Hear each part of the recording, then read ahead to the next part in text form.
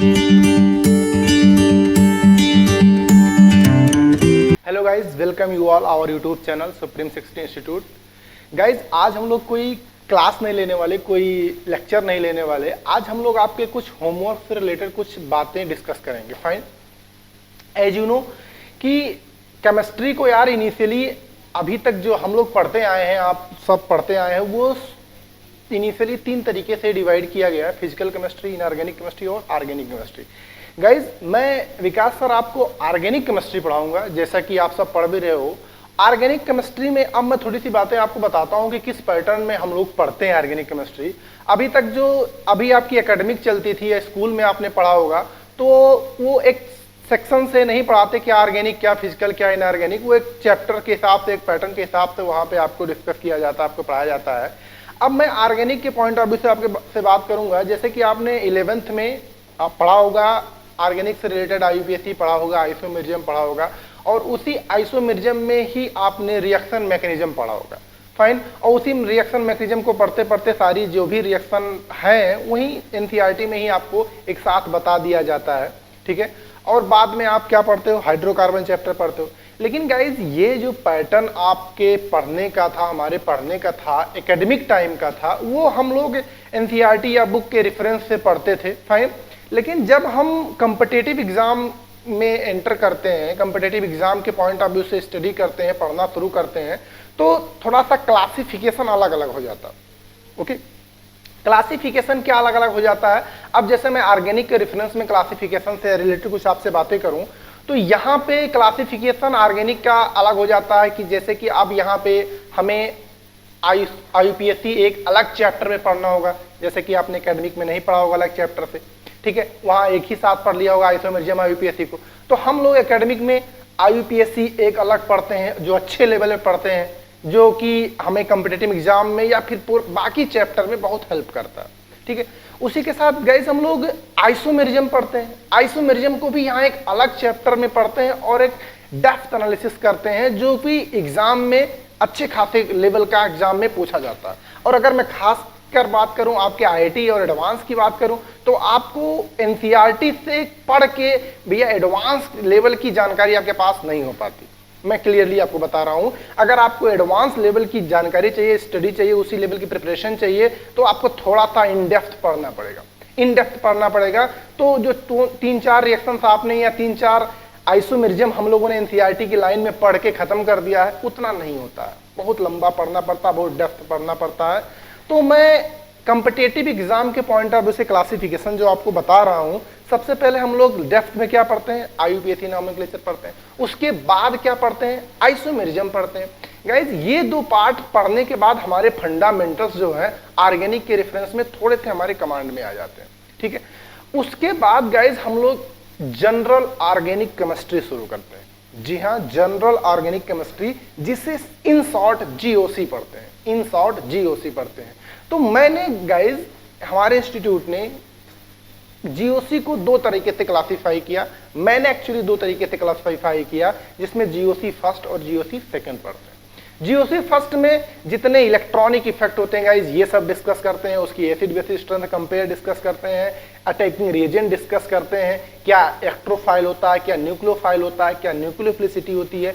ये सब part guys acid basic strength के साथ जो कंपेरिजन हो रहा है, ये सारा पार्ट गाइज GOC फर्स्ट यानी जनरल ऑर्गेनिक केमिस्ट्री फर्स्ट में डिस्कस करते हैं। रही बात गाइज कि GOC सेकंड में क्या बात करते हैं, GOC सेकंड में गाइज रिएक्शन मैकेनिज्म की बातें करते हैं।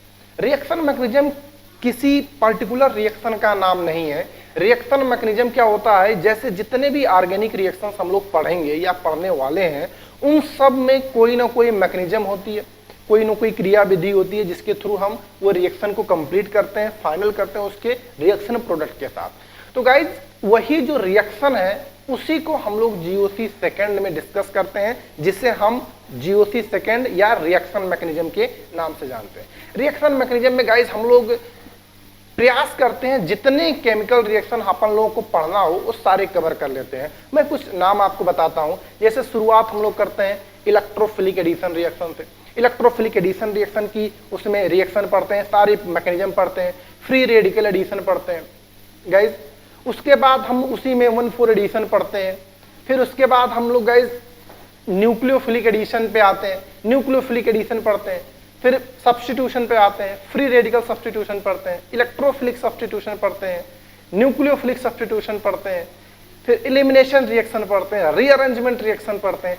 यानी मोटा मोटा अगर मैं गाइज बोलूं कि जीओसी सेकंड में हम लोग ओवरऑल डिस्कशन करते हैं रिएक्शन मैकेनिज्म की। ये रिएक्शन मैकेनिज्म इतना फ्रूटफुल होता है अपन लोग के पूरे ऑर्गेनिक में, पूरे ऑर्गेनिक को बहुत स्मूथली ड्राइव करता है। अगर आपने जीओसी सेकंड को अच्छे से कवर कर लिया फाइन, तो आपके जो चैप्टर्स हैं वो बहुत ही स्मूथली निकल जाएंगे। ओके, तो आई होप आपके अंदर जो क्यूरियोसिटी रही होगी जीओसी को लेके या फिर जीओसी 1 या जीओसी 2 को लेके, आई होप काफ़ी हद तक वो खत्म हो गई होगी।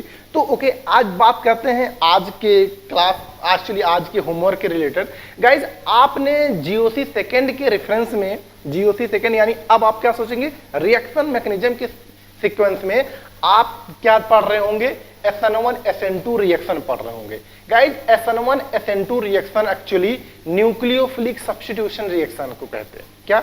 Nucleophilic substitution reaction, nucleophilic substitution reaction. अब ये 1 और 2 मॉलिक्यूलरिटी बताता है, जिसके बारे में आपने वीडियो में मेंशन है, उसे आप वीडियो में देखेंगे फिर समझ में आएगा। ओके, तो गाइज आपके पास जो वीडियो अवेलेबल है वो न्यूक्लियोफिलिक सब्स्टिट्यूशन रिएक्शन पे है, जिसमें सबसे पहले आपको देखना है SN1 मैकेनिज्म या SN1 रिएक्शन, फिर आपको देखना है SN2 रिएक्शन, फिर आपको तीसरे वीडियो में जाना है SN1 वर्सेस SN2 रिएक्शन देखना है। और गाइज ये तीनों वीडियो देखने के बाद एट द एंड आपको लास्ट प्रीवियस ईयर में आईआईटी ने जो 42 ईयर में पूछा है और जेईई मेंस या ट्रिपल ई मिला के पिछले 19 ईयर्स में जो भी क्वेश्चन पूछा है गाइज सबको मैंने वहां पे प्रॉपर डिस्कस किया। ओके गाइज, आप हमें डिस्टेंस से देख रहे हैं, दूर से देख रहे हैं, इसीलिए मैं आपको ये बता सकता हूं कि गाइज हमारे पास ये क्या है, असाइनमेंट है। ठीक है, जब आप हमारी आपकी मुलाकात होगी तो इसी असाइनमेंट के साथ मुलाकात होगी। अभी आपके पास ये असाइनमेंट डीपीपी के फॉर्म में अवेलेबल है आपके पास, तो उसी डीपीपी में आपके पास कुछ क्वेश्चन होंगे, आपको परेशानी ना हो इस वजह से मैं उस क्वेश्चन के ऑर्डर को मैंने यहाँ पे मेंशन कर दिया है। जैसे आपने SN1 पढ़ लिया, SN2 पढ़ लिया, ठीक है, वो सारे वीडियो आप प्रॉपर नोट्स बनाएंगे, आपके पास कॉपी होनी चाहिए, प्रॉपर नोट्स होने चाहिए, ये सारे प्रॉपर आप अपनी कॉपी में मेंशन करेंगे। ओके गाइज, उसके बाद आप अपने डीपीपी पे जाके जीओसी सेकंड में आप जाएंगे। जीओसी सेकंड में अगर आपको SN1 की वीडियो देख ली है, फिर SN1 से रिलेटेड क्वेश्चन आपको ये मिल जाएंगे 82, 86, 94, 99, 100, 101, 104, 110, 111, 113 एंड 114। ओके, और गाइज SN2 रिएक्शन या SN2 मैकेनिज्म से रिलेटेड क्वेश्चन 83 है, 88 है, 90 है, 93, 95, 96, 102, 103, 105, 106, 107, 108, 109, 115 एंड 132। गाइज अब बात आती है SN1 SN2 के कंपैरिजन में।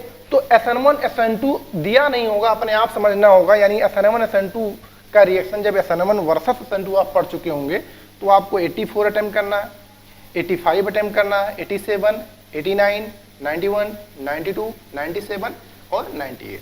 गाइज ये सारे क्वेश्चन करने के बाद आपको कंप्रीहेंशन, उसी में नीचे आप आएंगे, कंप्रीहेंशन 2 दिया होगा। कंप्रीहेंशन 2 केयरफुली पढ़ेंगे, उससे रिलेटेड 3-4 क्वेश्चन दिए हैं, उसको आपको करना है। गाइज उसके बाद मैच द कॉलम आपको मिलेगा, मैच द कॉलम 7 करना है एंड 9 करना है।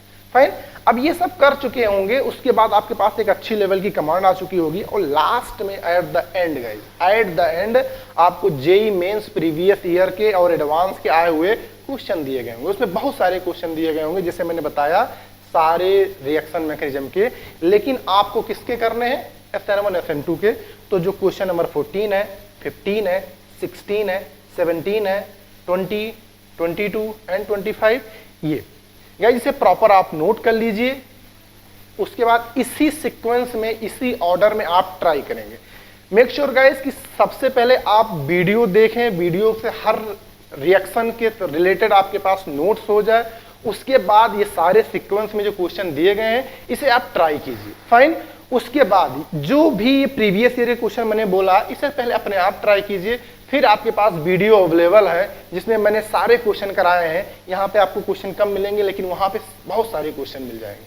ओके गाइज, तो ये इतना काम आपको करने के बाद न्यूक्लियोफिलिक सब्स्टिट्यूशन यानी SN1 SN2 से रिलेटेड आपके पास कमांड आ चुका होगा, आपकी वो स्ट्रेंथ उसमें आ चुकी होगी। उसके बाद भी अगर आपको और भी प्रैक्टिस की जरूरत है तो आप फ्री हैं, आप स्वतंत्र हैं।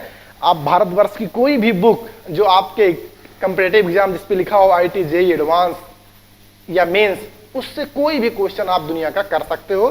SN1 SN2 से रिलेटेड आसानी से आपसे हो जाएगा। अगर कोई डाउट आता है तो प्लीज आप तुरंत आप पोर्टल पे जाके आप चैट सेक्शन में मुझसे डाउट क्लियर कर सकते हो।